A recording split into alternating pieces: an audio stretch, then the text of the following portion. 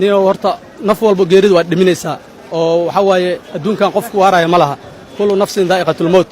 saaxiibkeen deeqow ilaahay ha u naxariisto waxa waaye waqtigiisa inta ku ekaay aniga saaka banoon isla dheelay 12 saac hal saac ee baran soo kala tagnay aniga isgoosku wadaagan hoos ugu laabtay asina xaafadiisa oo aaday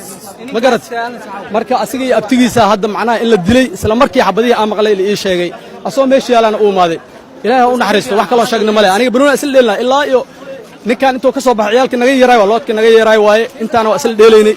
ciyaalkii degmada u dheelo waaye xaafadoo degan yahay deegaan waaye marka allah u naxariistaniyo allah u naxariisto insha allah